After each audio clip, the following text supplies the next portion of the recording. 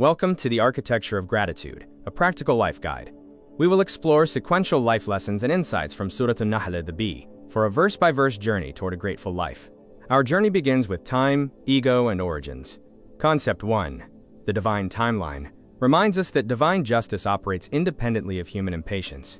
Concept 2, the antidote to arrogance, teaches that intellectual arrogance is rooted in amnesia of our humble origins. Next, we look beyond mere survival. The necessity of beauty shows that psychological comfort and aesthetic pleasure elevate us beyond basic survival, as beauty is a divine gift. The Future Unlocked highlights that all future technological advancements are encompassed in the divine decree. The concept of taskhir, subjugation by mercy, not ownership, shows that nature submits purely by divine decree. The resources extracted, like fresh meat and ornaments from the sea, mandate ecological stewardship. True gratitude requires ecological stewardship, and unchecked exploitation is a spiritual failure. The cosmological razor asks, can he who creates be compared to one who cannot create? The Creator, Allah, is the originator and possesses infinite knowledge, while idols and despots are themselves created and unaware of their own resurrection. The root of denial is arrogance to evade moral responsibility. Navigating oppression and ignorance involves strategic emigration, which is a necessary, divinely sanctioned step toward consolidation and victory when facing persecution. The epistemological command advises us to humbly defer to recognized scholarly experts rather than relying on uninformed opinion if we lack specialized foundational training.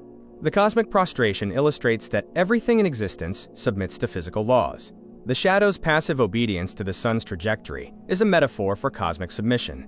Humans, with free will, are the only anomaly who can rebel against this natural order. The biochemistry of purity and choice presents the miracle of milk, teaching believers to maintain absolute purity of character.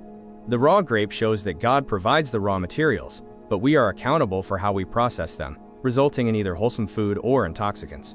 The archetype of the bee is a divinely inspired blueprint covering purity of input and output, mutual cooperation in society, and healing through the Quran as a spiritual cure for the heart's diseases. The grand unified theory of ethics covers what Allah orders, justice, excellence, and kinship rights.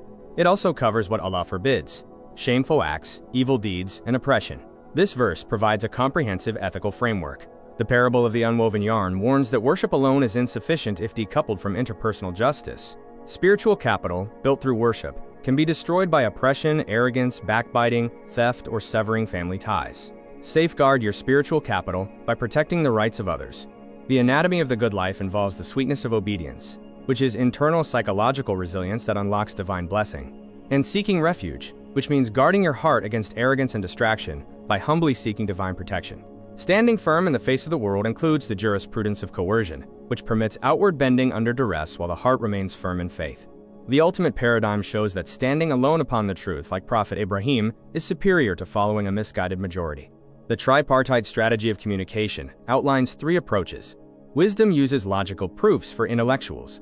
Good exhortation appeals to the heart with empathy for the general public. Best debate involves respectful dialogue for critics, prohibiting attacks or emotional vitriol. The ultimate standard of emotional mastery addresses blinding grief and the desire for revenge. Step 2, the law, permits equitable retaliation. Step 3, the higher standard, emphasizes patience, forgiveness, and emotional restraint over punitive justice, highlighting restorative justice as divinely superior to revenge.